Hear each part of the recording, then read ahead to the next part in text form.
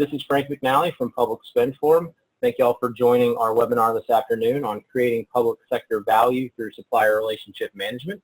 I'm really excited about this topic because of what it means for post-award management. I feel like in federal procurement and state and local procurement, we spend a lot of time on acquisition planning and strategy, but we forget that after we award the contract, we've got suppliers that are going to help us deliver our outcomes. I imagine that's why you all are here today, and I'm really excited about our panel. And before we get to them, I just want to say a couple words about Public Spend Forum. Public Spend Forum is a market intelligence and best practices platform. We help government programs, buyers, and suppliers connect in the public sector through supplier and market knowledge and data on all that market, through best practices frameworks that you can find on publicspendforum.net, and then a global community of a network of peers and experts in public spend forum, in public procurement. That global community is represented today with our guests, Alan Day from State of Flux and Steve Duckworth from the UK Cabinet Office. I'm going to let Alan and Steve introduce themselves in a second, but again, just wanted to thank you all for joining. We will be sending out the slides and a recording of this webinar after we're through. You'll probably get that email tomorrow and at the latest on Monday. So if that's enough for me, we've got a really exciting agenda, and I'm going to go ahead and hand it over to Alan. Thanks, Frank, and thanks also for all the hard work and great work that you and Raj do with the Public Spend Forum. I think it's a fantastic forum, and I hope your members and listeners are getting all that they can out of it, which is a huge amount. So thanks, Frank. As Frank said, I'm Alan Day. I'm the chairman and founder of State of Flux. We're a 15-year-old or nearly 15-year-old organization. We started in the UK, but now operate globally. And predominantly we focus on post-contract management. I'll give a bit of background to the company in a few slides' time, but my personal background is it's a New Zealand accent, and I used to run New Zealand's largest manufacturer for procurement, and then came to the UK nearly 20 years ago and ran Accenture's European Centre of Excellence before I founded State of Flux. I'll just hand it over to Steve to do a quick intro as well. Okay, thanks, Alan. So I'm Steve Duckworth. I'm the head of Supplier Relationship Management within the Cabinet Office, which de facto means that I am the head of Supplier Relationship Management for the UK government. So my background, I've been in the UK government for around about 10 years, but prior to that I was involved in numerous supplier relationship management activities across the aerospace, defence and financial services sectors. Thanks, Steve. That's great. So as Frank said, we're here today to talk about entrepreneurial supplier relationship management, and I can hear probably a number of you saying, well what is that? So let's sort of try and open up and share some of that thinking with you. Before I get into that, what I'd like to do is just take you through a bit of an agenda. So I'll run through what entrepreneurial SRM is. I'll also introduce you a bit more to State of Flux so you understand where the thinking has come from. Steve will then also give you a bit of information and background on the SRM program that he's running, Pan Government, which is really interesting. And then we'll jump into some of the research analysis that we've been doing recently, and hopefully we can leave you with some conclusions and next steps for your own organizations.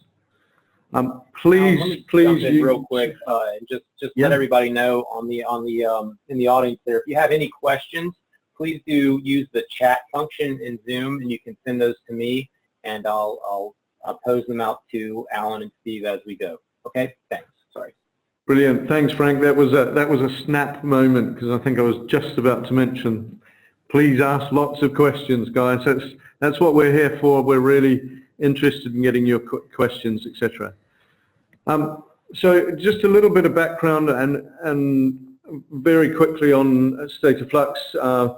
As I said, we're nearly 15, no, just over 14, and we've got a London office. office in Chicago, actually, for our North American one, and then Sydney, Melbourne, Auckland in Australasia. And as I said, we primarily focus on post-deal management, so contract lifecycle management, supplier relationship management, performance management, risk management, and so on. And the way we support our clients is things like consulting to help stand up supplier management. We've got a globally accredited training program on SRM, and we actually have SRM Technology, which a number of key clients are using to underpin their SRM activities. And the sort of clients that we work with are generally very large brands with complicated spend. And you'll hear from Steve today, so he can talk about a bit about the project that we've been working on together. I mentioned research. So one of the things that we've been doing, and this is the 10th year that we'll be doing the research, is understanding what leading practice and leading companies are doing around SRM. So over the 10 years, or I'll say 9 years, because we're just about to launch the survey for this year, we've had over 1,800 companies or organizations participate, and it's given us over 1 million data points. And what we do is we write it up into a book, which we launch each October. So later on, I'm going to take you through the latest results from that book, which for 2017 was 372 companies, a lot more individual responses, but 372 companies, and we had more than 25 industry sectors representative, including, of course, public sector. So that's the basis of the background. And hopefully on any of your questions that you ask, we should have some stats that can back up some of the answers that we provide. Just to get us all on the same page, I think it's worth defining what SRM is, because we often get a scale of view around supplier relationship management. Some people feel it's performance management, and let's measure the suppliers. Other people ask us what time is the golf game and all of that. And actually, although some of those things might be incorporated in your program, for us it's not that. Neither of those is really kind of standard SRM. So we've come up with a definition which is around a discipline of working collaboratively with those suppliers that are vital to the success of both organizations to maximize mutual value of those relationships. And it's worth calling out a few of those things. And even some that aren't highlighted. I do like the word discipline because it does imply structure, process. Collaborative, of course, because it needs to be cross-functional. And often we find organizations tend to be a bit dictatorial with their suppliers. You know, of course, we're a large organization. They want us on their corporate CV, and they don't think about, are they a customer of choice, which we'll talk about in a few times.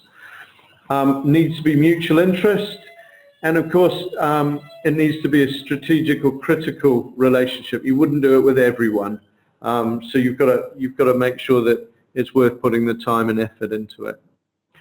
And why should we do it?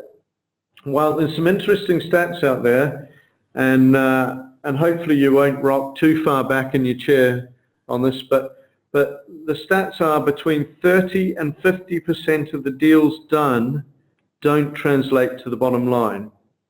So if you think of all the deals that you or your department did last year, potentially up to a half of them didn't translate, didn't actually deliver what they were supposed to. You may have got them signed off, you may have savings approved, but actually going back and checking whether they hit the bottom line is often a bit of a challenge. So that's the left-hand side of that graph that you can see. The right-hand side shows you the different types of strategy, and I always love the red line, which is we think we're doing a great deal by beating up the supplier, but actually over time the supplier remembers, and those deals generally tend to end up being pretty poor. If you're not using performance management or contract management, then you kind of get deal elasticity, so it will go back to the original position. So that's the yellow line. Contract management is about getting what you paid for. Performance management is around continuous improvement, but it's SRM that really unlocks new value and that sort of thing. And we'll come to the point of value in a minute. So right on cue, entrepreneurial SRM, and we think procurement's at a pretty interesting crossroads. I mentioned the term value. In the past, it was very easy to understand value because it was savings.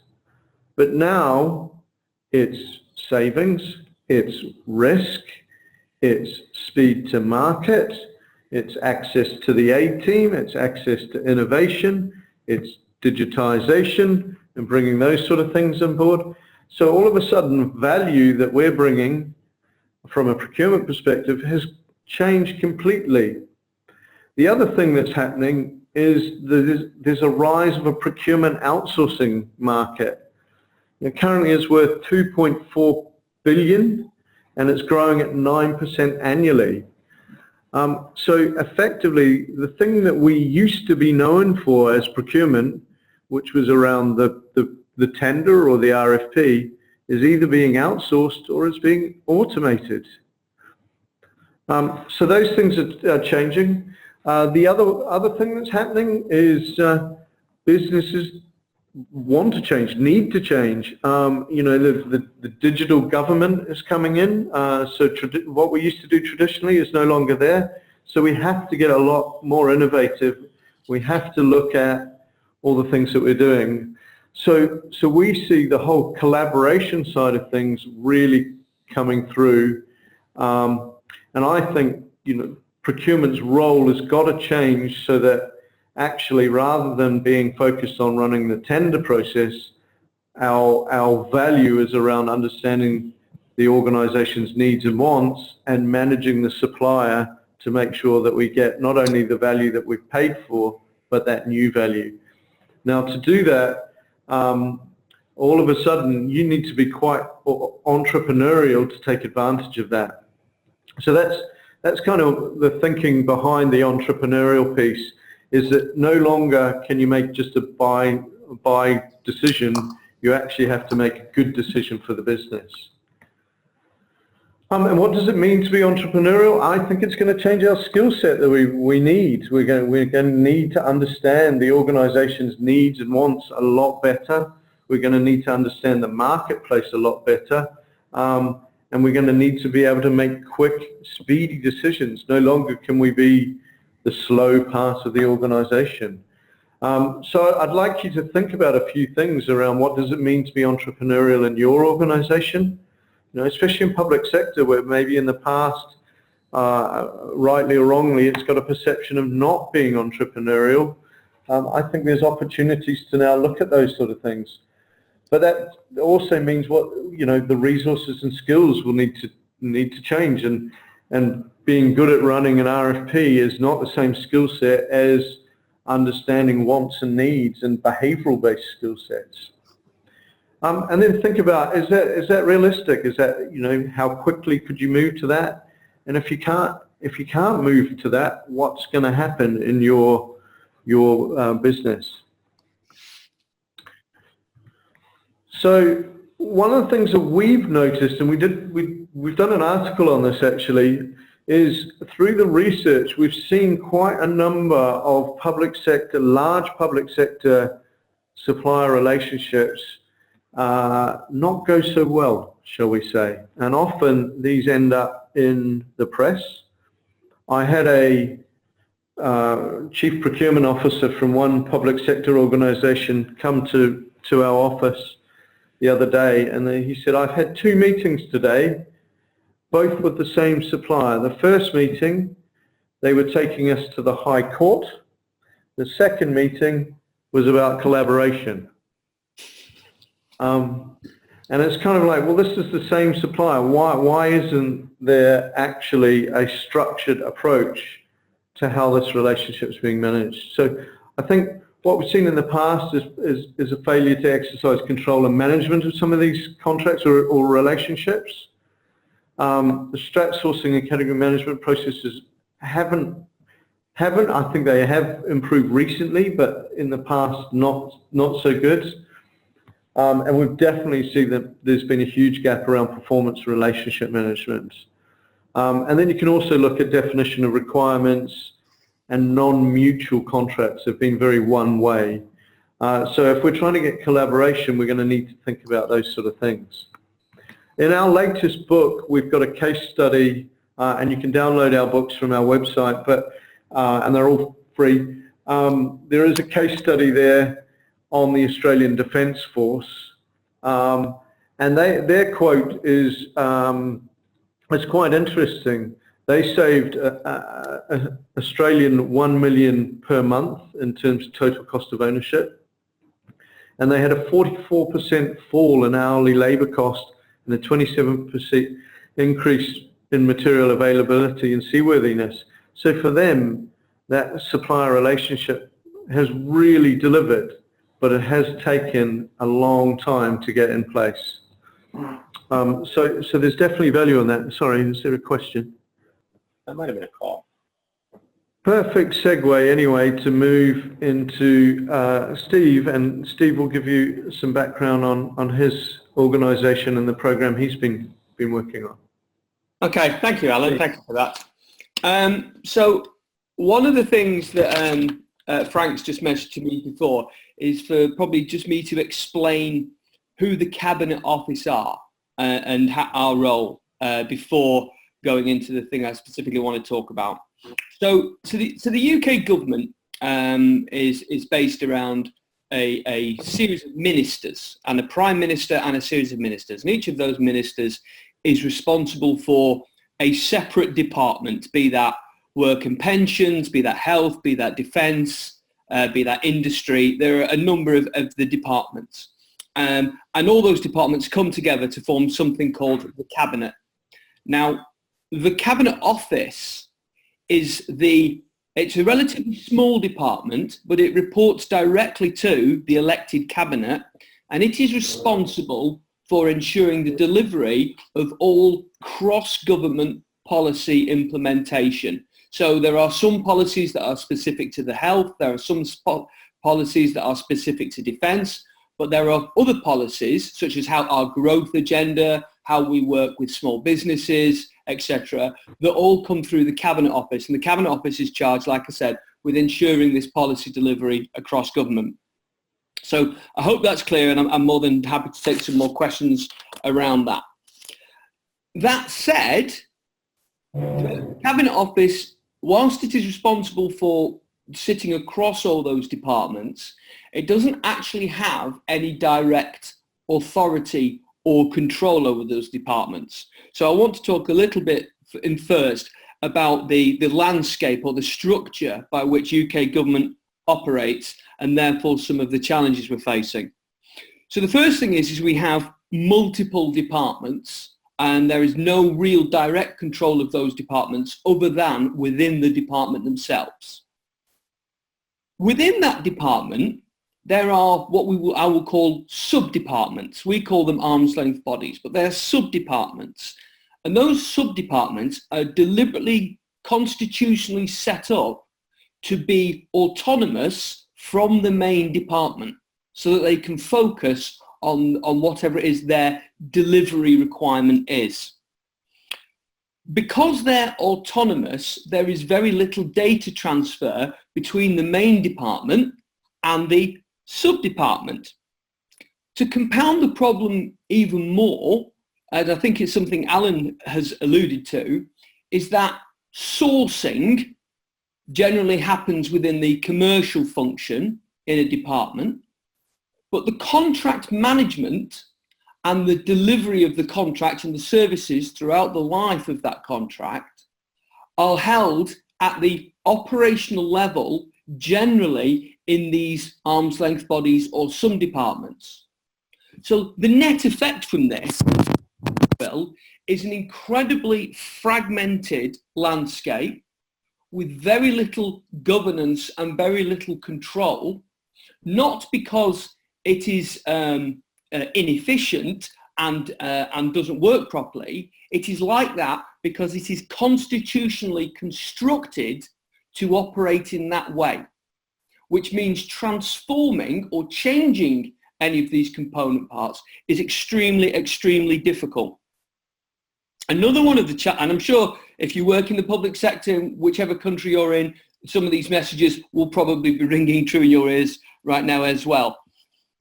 Other things that we have to deal with is the fact that we operate in a very regulated environment. We operate under a series of European Union directives around fair and open competition, and these are very, very strict.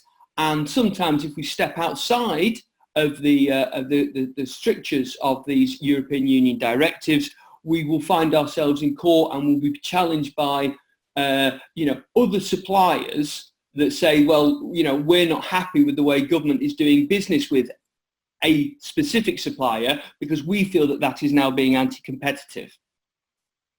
So public sector is very good at, I believe, at sourcing. It's very good at going to market, but it's not very good at focusing on value. It's good at focusing on price. So because of that, we have contracts that are very, very price driven. Because they are price driven, which is fine for commodities, common goods and services, but a lot of what we buy that is strategic to government is incredibly difficult, complex and unique public services. And we tend to outsource those to quite a large extent. So you can see the recipe for a disaster, if you will, is that we're trying to buy very complicated and difficult services, often for the first time, as we continue to further outsource, but then we're still very focused and driving price. When we then have those deals, we're then in an environment where to work and maybe iron through some of our problems becomes a real challenge because of this fear of litigation, that if we work with the supplier out of the scope of that original contract, we would find ourselves being challenged in court for anti-competitive behaviour.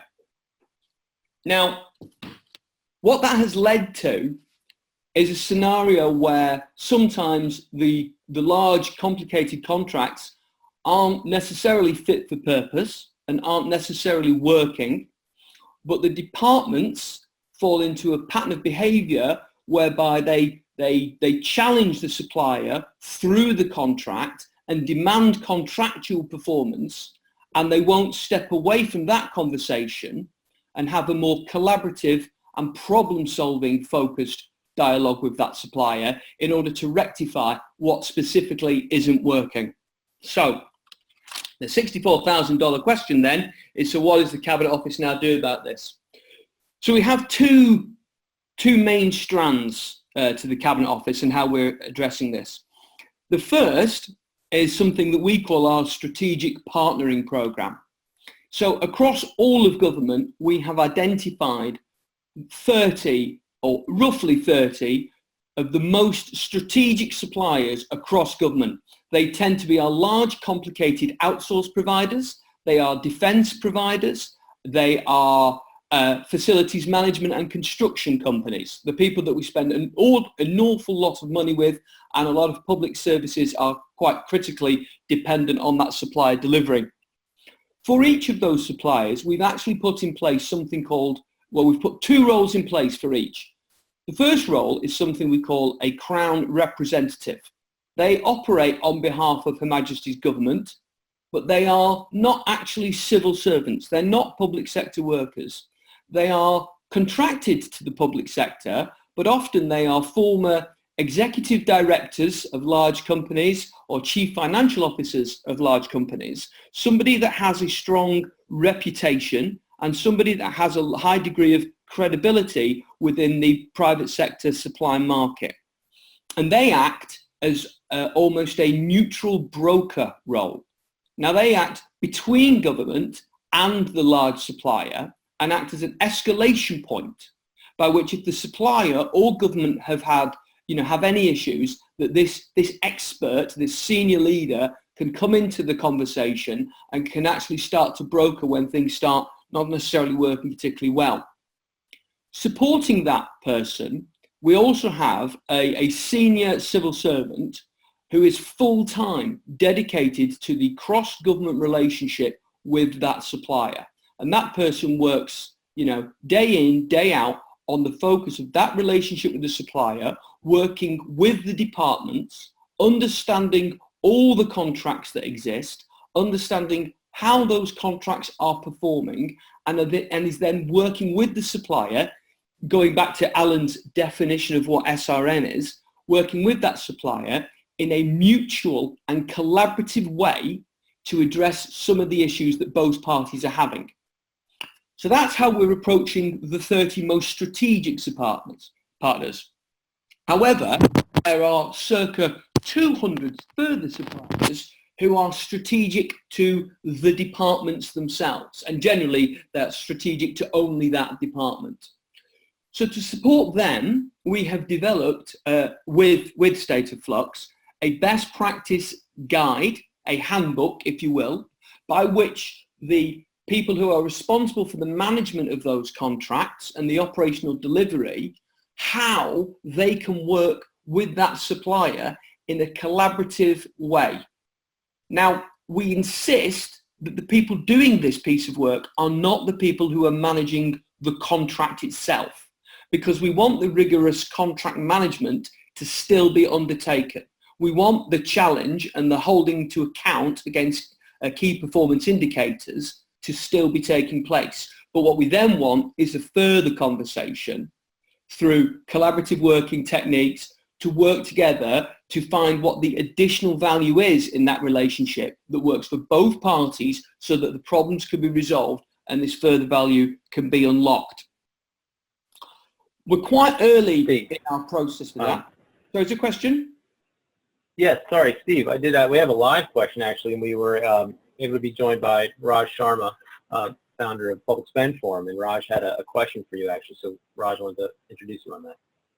Steve, hi. The question I had was, you mentioned 30, just in establishing the program, and maybe this is a question you can answer later, and you might have this. But the question is around when you establish the program and you identify 30 suppliers and then 200 other suppliers. I'm just curious, in establishing the program, what kind of issues and resistance you saw and how you handle that. And again, if you have that answer later on, please. No, I'll talk to that point now, actually, because I was then going to go into the lessons that we've learned from the program. Okay. So no, it's a good time to raise that question, Raj. So the best way to address that is that we didn't start with 30 suppliers. We started with about 3. And we had a mandate from the chief executive of the civil service, a guy called John Manzoni, who'd come from a private sector. He'd come from BP, the big British Petroleum, the big organisation, and he had seen this working before, and he wanted to set something up. The challenges that we faced when we started to put these, what we call Crown representatives, strategic partnering managers, in the centre, is that the departments felt threatened by their existence. So the threats were a number. The first of all is the departments were quite territorial and felt that the Cabinet Office staff, even though they were senior leaders, wouldn't really understand a lot of the issues and challenges the department faced. So we've negated that by working collaboratively with the department and bringing the department into the conversation as need to. And the other challenge we had was that a lot of departments didn't really see the value and how we were going to, what the benefit of this was going to be, because they still had the mindset, well, if it's not working, we just need to shout louder at the supplier.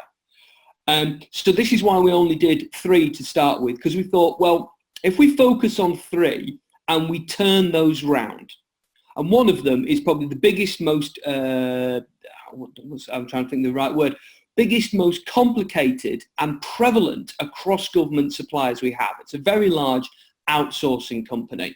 And we worked with that, and we had numerous contracts with them across government's portfolio that all the departments recognised as being red contracts in terms of a red, amber, green scoring system, recognised as red, and there were a few ambers.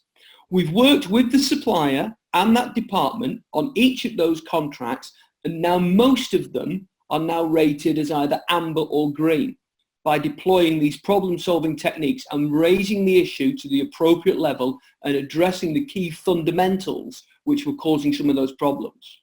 And because those contracts across government have now started to shift from red and amber to amber-green, there's now more faith in the departments that this idea of a central approach that gives greater leverage across all the departments rather than one department trying to do it on its own. That central approach is actually starting to yield some benefit.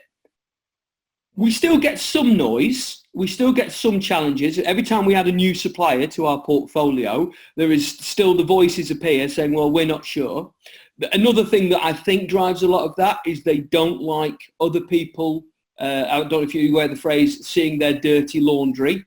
I think there's some fear that quite often some of these problems are because the department hasn't done its job properly and the department hasn't managed its dependencies properly, which are causing some of the issues with suppliers. So there's an element of they don't want to be transparent in maybe some of their own failings. But we try not to be judgmental and we try not to condemn where we find poor performance. We just try to focus on rectifying the situation. Yeah, that was great. Thank you. No problem. So the second part of our program, and like I said, sorry, I was going back to now. So I also talked about this, the 200 suppliers, where we've developed this best practice and guidance. And rather than talk you through each step of that approach, it's generally a process of collaborative working, which then comes through to a formal joint business plan between the department and their strategic supplier. And we classify all the content of those joint business plans into 4 key areas. First of all is the general improvement of the relationship itself. Then we focus on unlocking additional value over and above that's already in the contract. Then we look at managing some of the inherent risk to both parties in that contract. And then we also look at rectifying some of the operational performance issues that are sitting in that contract. Now, some of the initiatives in each of those 4 areas may benefit one party more than another, but the idea being that collectively, that joint business plan serves both supplier and buyer, or supplier and department, so that both are invested in it. And that brings me to the final thing I want to talk about, which is the lessons learned through going through these 2 processes. And there's 3, well, there's many lessons, but there are 3 that I think are really, really key. The first one is that you need holistic engagement.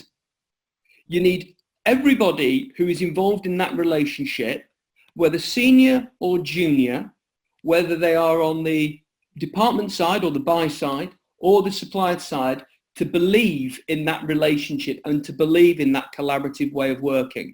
And everybody needs to be bought into that. Which brings me on to my second lesson learned. The second one is that you need to be able to define the value of why you are doing this with that supplier.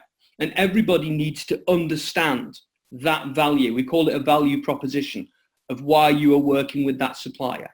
And that value proposition has to be meaningful.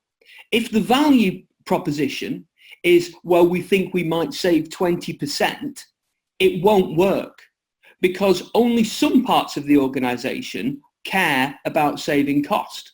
The value proposition for working with that supplier has got to really drive what the organization is trying to achieve at every level. And I think that's really, really key. So if I bring one to life for you, we're working with the Ministry of Justice, who are responsible for a lot of our prisons, and some of those prisons are outsourced. So the value proposition for those for that relationship with the supplier who manages that outsource the prison is that through a better relationship with that supplier and addressing problems quicker, we will have safer and more secure prisons. Now, everybody in the Ministry of Justice can buy into that vision. Like I said, it's not about cutting cost. So that takes me on to the third lesson that we learned on this. And that is that no amount of collaborative working, tools, processes can actually it can set the scene, but it will not transform the relationship with that supplier. What will transform the relationship with that supplier is incremental delivery of value that counts for both parties. So I'm not talking about finding what we would call quick wins here just to get things moving. We're talking about things that count and have real value for both parties and delivering against those. And if you start to unlock those and make those things happen, it may take 2 or 3 years, but what you will see if you keep building on things that matter for both parties actually taking place through this program, you will see that over a 3-year period, you will utterly transform the relationship.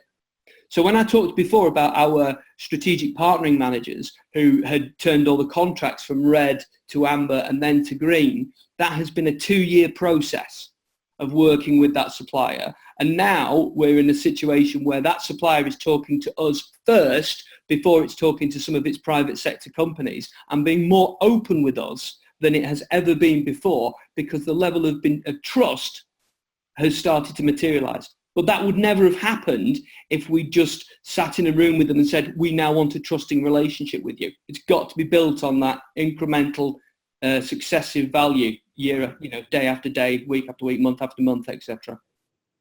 Steve, it kind of aligns to a question that's popped up, which I know Frank's going to ask you in a minute, but it might be worth mentioning the voice of the supplier piece around how you measure whether you are a customer of choice.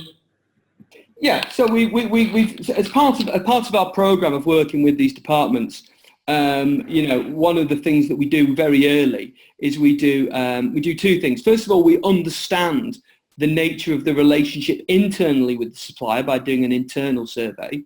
And the second thing we do is something called the voice of the supplier. And that is quite a comprehensive survey that we issue out to, it doesn't really matter how many, but we have issued it in one department to about 150 suppliers. And that asks us a whole series of questions to really understand about whether those suppliers actually value government. And whether they see, do we, from basic fundamental hygiene factors, like do we pay on time? Do we respond to some of their issues, promptly, through to more, should we say softer things like, are we open to innovation? So by gathering in that data from the suppliers, that's where we can take maybe a long, hard look at ourselves and understand, how we operate as a department and whether we need to be changing in our overall behaviours. Thanks, Steve. Okay, so that was basically it. So I was finishing on the lessons learnt there, so I'm more than happy to take any questions. Yeah, I know there's a few questions, and what we might do is circle back to those at the end, if that's okay, because I know there was one around are the suppliers the same across different departments, and are the needs the same across the different departments? And generally the answer to that is no. Ministry of Justice is quite different to Department of Health or Revenue and Customs. So, but I'm sure Frank will ask the questions as they come through. Yeah, sure. What I thought. So thanks, Steve. And I know we'll hear more from you on that towards the end when we open it up to more questions. Just to keep moving on, what I also wanted to do, and clearly what Steve's program's kind of been built on is also reflected in the research that we've done actually, and it's worth touching on some of those things, because if you're looking at an SRM program or you're partway through it, hopefully this will help you think about what's next and what do you need to include. So what we've found over the years of doing the research is that you need to have 6 key parts to your program. And Steve did touch on it. One is around the value. So what is that value proposition and how do you measure it? And we often will talk about what's your sales pitch for supplier relationship management. And most organizations, both public and private sector, are awful at selling from a procurement perspective, and they're generally awful at creating a sales pitch. So as a little personal challenge, I'd ask you to start thinking about what's your sales pitch for SRM. The next bit is around engagement, and normally there's kind of 3 key parts to that. One's around kind of getting the executive or senior level engagement.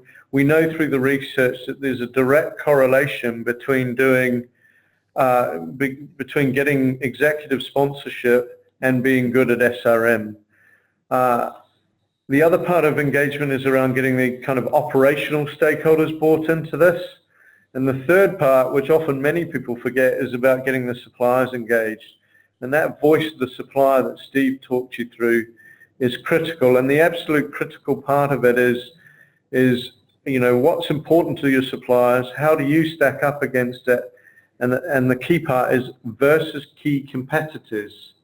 So that gives you a customer of choice ranking and then areas to focus on, and we find those things incredibly powerful. Challenge with it, because it is versus key competitor, it's not really one you can run yourself. You do need to kind of get help on that one, because it does, you often have to give the suppliers the ability to remain anonymous. And again, both Steve and I can talk to that later on. So engagement's absolutely critical. The next piece is around governance and process. And normally what's in that is things like segmentation. And we know a lot of people, although they talk a good game on segmentation, generally tend to only currently use spend and criticality. But actually, again, through the research, there's about 15 different things that you can use to segment your suppliers. And one of the most simple ones is, does the supplier actually want to be strategic to you? You may find that you want someone to be strategic, but if they will never see you as strategic, you're wasting your time. And you might be better to just focus on performance management for that supplier. Another one might be access to innovation. Is that particular supplier going to provide you interesting innovation over the next few years? So getting that segmentation right is key. And then what we find is a step that everyone misses is what we call developing treatment strategies. So once you've got your different segments, how are you going to treat them? What does it mean to be a strategic supplier to your organization?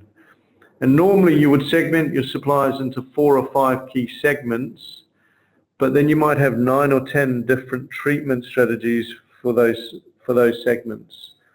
And it's only then, once you've developed those, that you should really think about process and governance models. So a common mistake is to jump straight to process. So please make sure you've done segmentation, treatment strategies, then do your process. Governance models is about what are the roles and responsibilities for both parties in that organization, what's the drumbeat of activities, and what's going to happen at each level in that hierarchy. And from that you can see it dovetails nicely into people, which is around, once you've defined what the governance roles is, what are the roles and responsibilities, what's the new job descriptions, and often this is around job descriptions in the business, not just in the procurement or sourcing team. So what are the changes to the operational job descriptions as well? And then that leads nicely into assessment and training if need be. Technology we see as underpinning and quite a key part to rolling out your process. Key parts that you need to look for on technology is supplier or contract management. Have you got your contracts up to speed, to scratch, got all the metadata out of the contracts? Next one's around performance management, risk management, innovation management, relationship, and often supplier onboarding are the key things. The other bit that I'd add on technology is your audience is different for supplier relationship management technology than normal procurement software. So the procurement software, the audience is procurement and accounts payable. For SRM technology, really it's the operational users of the supplier, and it's the supplier itself. So we often see that people try and do it with a one-stop shop system, and actually the end stakeholders don't want to use a procurement system. And then finally, collaboration. So Steve talked about running joint business planning or joint account planning. Prior to doing that, you'd run what we call a 360-degree survey. So this is around what do both parties perceive the relationship to be like, so more perception of the relationship. And then the output of that should go into what we call a joint account plan, which includes these value release items. So those are the kind of 6 key pillars. We think they're absolutely critical.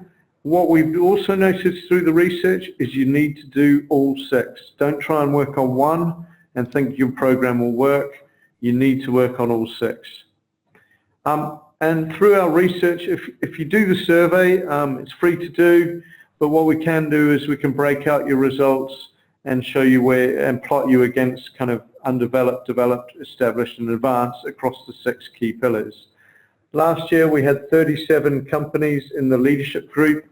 It does come out to 10%. It wasn't a line that we drew. People did need to achieve a certain threshold, and just as luck would have it, it came out to 10%. We then had 58 companies doing in what we call the followers. And if you're any good at maths, you can see that that adds up to 101%. So in actual fact, I think it's slightly less than 10% and slightly less than 16% actually for the leaders and followers. But you'll see that 3/4 of companies actually weren't even good enough to be considered a follower. So if you're sitting there thinking this is miles ahead of where we are, don't worry, most people are in the same place. However, what I would say is you do need to move fairly rapidly. So if you look at the results across those 6 pillars, the green line is the leaders, the yellow being the followers, and the black is what we call the other or everyone else.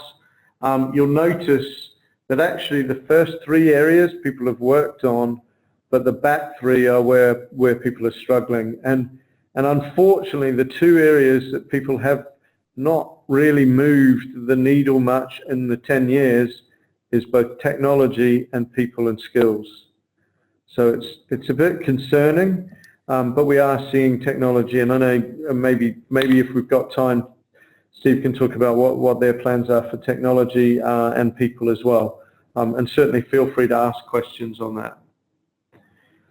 So if we look at each of the 6 key pillars, one of the things that we noticed was that when we were looking at entrepreneurial SRM was people talk about supplier innovation, but actually we weren't really seeing that coming through on their value proposition. So what we saw, and there's kind of some scary thinking here, but you know, 90% of leaders have a value proposition, but only 40% of everyone else does. So leaders have defined it and what they're going to get from it, but actually everyone else, it's not great. So you'll see that the value proposition does remain absent for a lot of people. Leaders are good at reporting both financial and non-financial, and if you're needing to do a business case, roughly half of the leaders were achieving we normally say 4 to 6% plus in terms of post-contract benefit. So this is benefit over and above what you'd agreed in the contract. So it's a big number, and it's definitely worth seeing. What we mean by non-financial benefits, and these are things that we call kind of customer of choice benefits, are things like access to the A-team, faster speed to market, access to scarce resource, access to innovation. And leaders are twice as likely to receive access to the A-teams, access to scarce resource, and they're 4 times as likely to receive access to innovation, which is pretty compelling. In terms of engagement, what we'll see, as I said, leadership is essential to drive good SRM. I mentioned that we've seen a direct correlation between those people who have got executive leadership on board. There's also a direct correlation between those people who have done a voice of the supplier and is good at SRM. But really, you need that executive, one, to help from a cultural point of view, but also to help free up kind of resource budget support on that side of things. The scary thing is that we, as an industry, we've still got a long way to go. So only 37% of leaders are receiving what we call strong and active support. So we're still struggling to get that leadership support. And 85% of leaders see support from SRM from their operational. So the business gets it, but we need to get better at engaging the supporters. And the other 37% was there that the suppliers are bought into that. But what we've found is actually suppliers are not generally the issue. Normally the suppliers will get on board with this rapidly. The challenge is actually getting the executives on support. And what we saw last year is actually leadership support had declined slightly. And I think that might have been kind of some of the political landscape, but clearly it's something to have a look at. In terms of governance, I did describe what that is, so I won't go too much into it. Let's just run through the stats. Segmentation, one of the things that we think is key is getting your operational or business stakeholders bought into the process and inputting into it. It's currently far too narrow. So although 90% of people are doing segmentation, most people are using far too narrow criteria to segment suppliers. And only less than a quarter of people are actually developing treatment strategies based on their segmentation. So for me, this is a key work on for everyone, is to start thinking about what are those treatment strategies. And something that's really scary in this day and age where innovation, and we're in such a changing environment, but at the moment only 9% of companies across all the groups use innovation as a criteria for segmenting suppliers. So it's pretty concerning.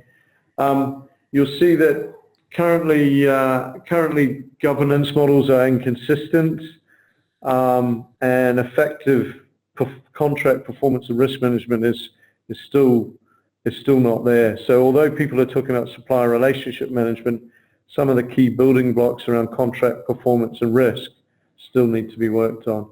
And normally you can use the SRM program to help shine a light on those and get working on those. In terms of people, often we see that the category manager is asked to be supplier relationship management, and that's difficult because often it's a completely different set of skill sets, and they're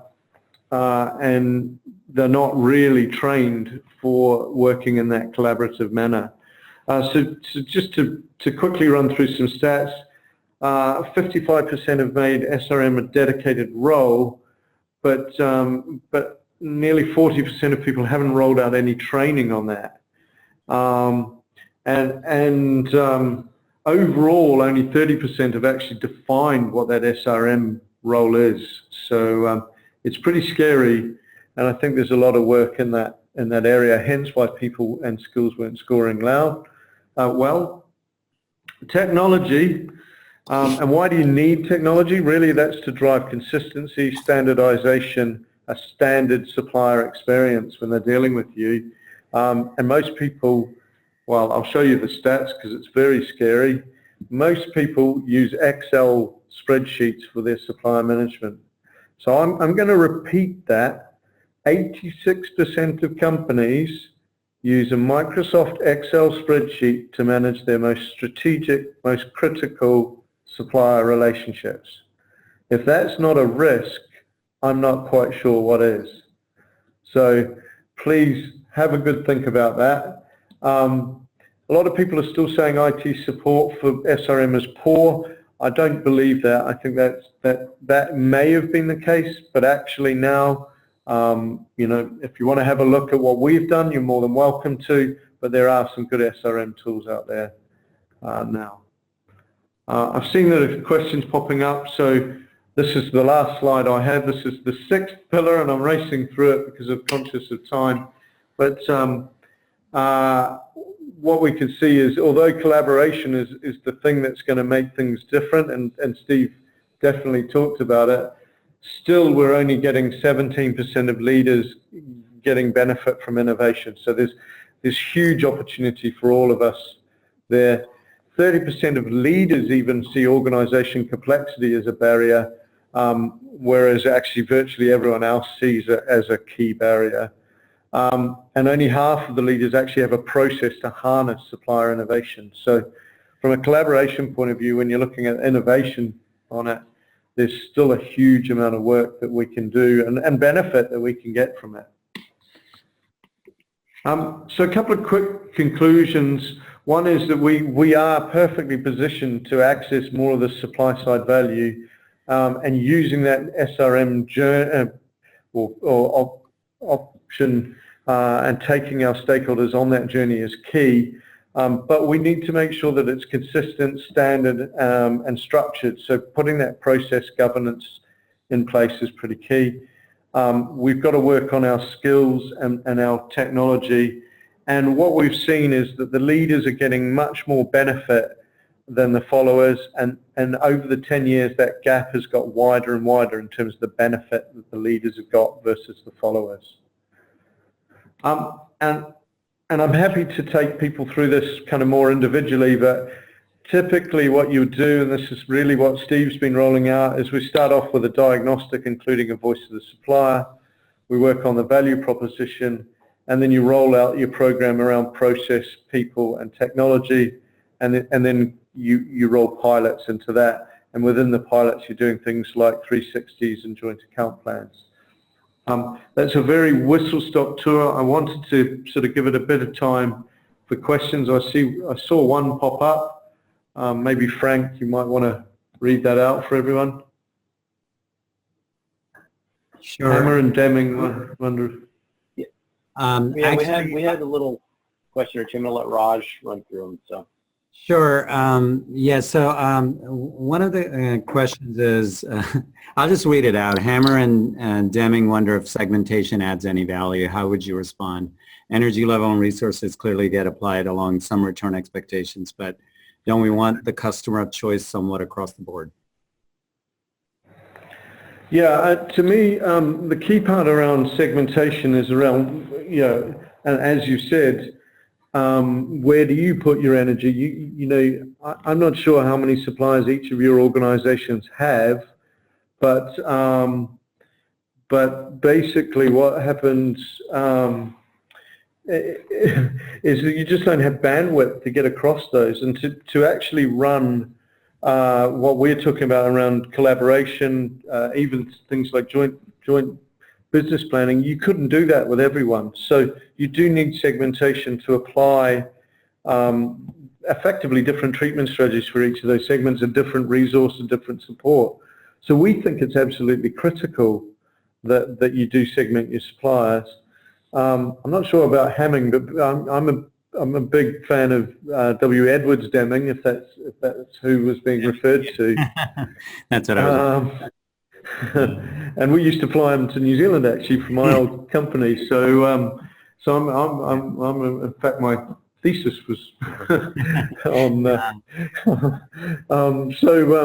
Yeah, I can't recall him not talking about segmentation, but certainly we see it as absolutely critical, and I've never seen an SRM program work without segmentation. So I'll happily stand corrected, but my million data points probably will argue against you on that one. I think there's another, so there's another question, which is about new suppliers. So does the SRM program also address new suppliers and how to attract them?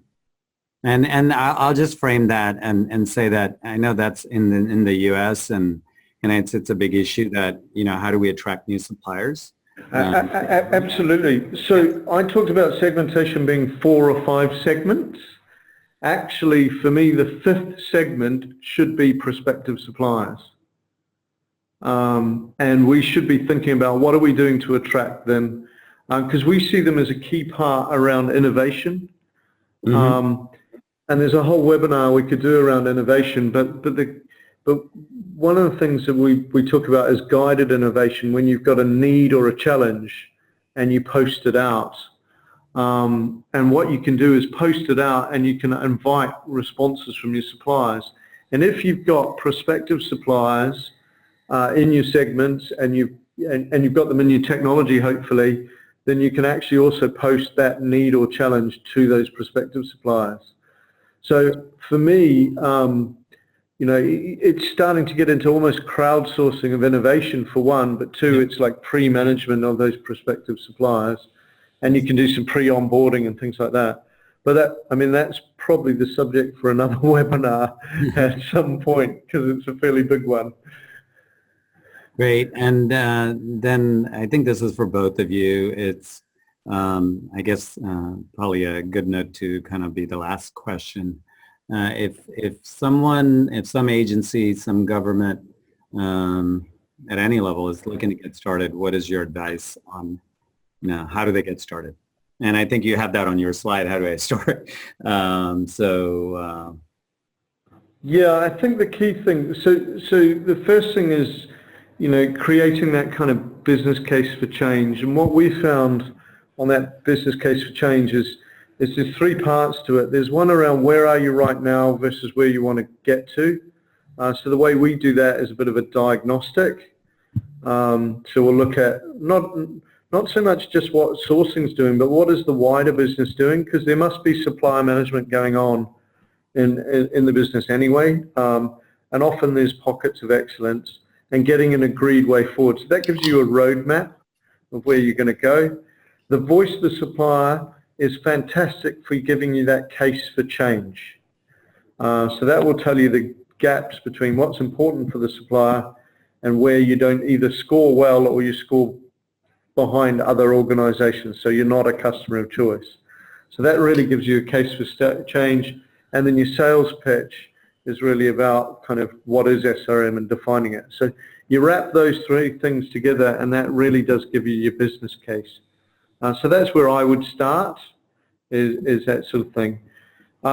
If you're wanting to know kind of on a very quick point, our survey might also give you some insight into where you are right now.